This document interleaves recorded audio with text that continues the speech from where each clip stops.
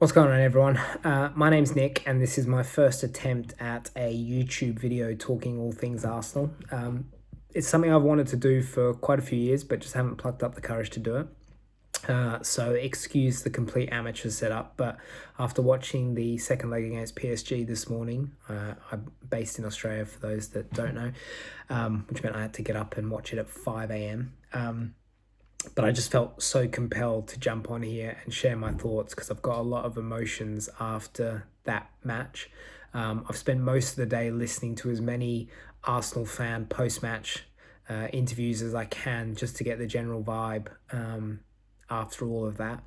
And I've got to say, there's a few things that have kind of irked me a little, and I wanted to kind of talk about a few things that I'm just not hearing any Arsenal fan at all talk about, which I think are really valid points.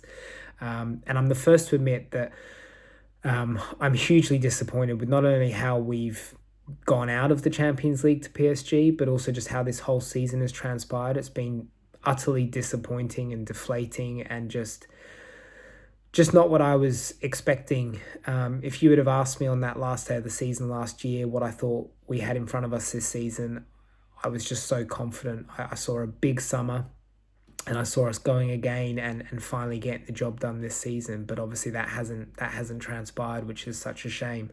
But the key things I wanted to focus on was this kind of general chat that seems to be developing at the moment around Arteta. The first one is this whole line of, well, he's had 5 or 6 seasons to win us a trophy and he hasn't done it yet, and that's not good enough. And my gripe with that is, if you go and Google the squad that Arteta took over in 2019, and I've got it in front of me, El Neni, Pablo Mari, Mustafi, Bellerin, Holding, Chambers, Nelson, Nketiah, Martinelli, who would have been 17-18, Socrates, Maitland-Niles, Joe Willock, David Luiz, Kolasinac, Mesut Ozil, Aubameyang, okay, Saka, who would have been 17-18, Xhaka, Pepe, Torreira, Lacazette, Guendouzi. I mean, this isn't a situation whereby Arteta stepped into the role and had to just make a few tweaks here and there. He's had to come in and rip it completely up, burn it to the ground, and start from scratch. And the reason why that's such an important point is that, for me, that is a 3-season job. To take us from zero back to a place where we can even talk about qualifying for the Champions League and being in the top 4 and being considered as a serious club again. That's a 3-season period to take us from complete dross, burn it down, back to a point of a real club. So in my eyes, we can judge Arteta on this season and we can judge him on the last season. Last season, we took arguably the greatest Premier League team to the final day and we just missed out, and we went on an unbelievable run at the back end of that season to do that, which shows that we've got something about us. And of course, this season was a failure. It just didn't live up to what we'd hoped. And yeah, I get it. You can say things like, oh, well, over this time, at least pick up a cheeky Carabao Cup or an FA Cup or a Europa Cup. And look, I get that. But ultimately, for me, it's the last 2 seasons that we can start to judge Arteta on. And we've come close, but we haven't quite got over the line, and that's a shame. Also, this talk around, oh, he's had £750 million to spend. Yeah, he's spent 700 odd million, whatever it is, over the course of 4 or 5 seasons. And again, it's because he's literally had to start from zero. Teams like Manchester United spend close to that on like 3 players over the course of 1 summer, 2 summers, and look where they are. So again, I think you have to put things into context. And then the last piece is around the transfer window, i.e. January and the summer transfer window, and this kind of like, oh, well, he didn't sign anyone, that was his decision. Too basic in my eyes, too basic. Yeah, he probably has some involvement in it, but ultimately the owners of the club, I'm assuming, because I don't know, you don't know, but Arteta doesn't strike me as the guy who would just be like, yeah, cool, let's not sign anyone. You can tell he's desperate to win. He is desperate to win a trophy. And so I just don't see him sitting there saying, yeah, cool, let's not sign anyone. I'm happy with what I got. I think ultimately what may have happened is the club have turned around to him at the beginning of this season and said, look, we've spent a lot of money to date. We can't do that again in this summer transfer window.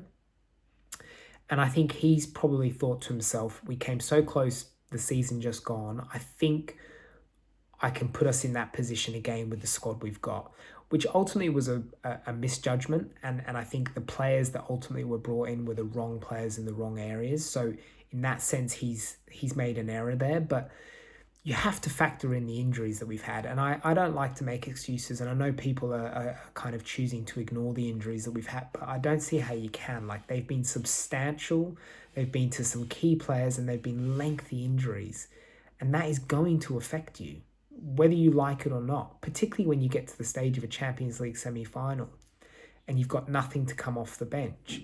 So I just think there's some things that are being kind of pointed at Arteta at the moment as if it's all down to him. And I think it's unfair. I think it's a basic assumption. And I think some context needs to be put into this. And so as an Arsenal fan sitting here right now who is bitterly disappointed with how this season's gone, the way I see it is, it all comes down to this summer transfer window. This club has to go out and make the moves that we all know it needs to make. It has to show the ambition to become the very best. And to do that, we have to buy absolute game-changing players. In my mind, we need at least 3 top-class players who walk into that first 11. And we need another 3 or 4 squad players who come in against the Brentfords, the West Hams, and levels do not drop. If we do that, I think Arteta is the man to get us over the line. I really do. I think if you take Arteta to PSG, if you take him to Barca, Real Madrid, Inter Milan, he wins a trophy. Man City, I think he wins a trophy.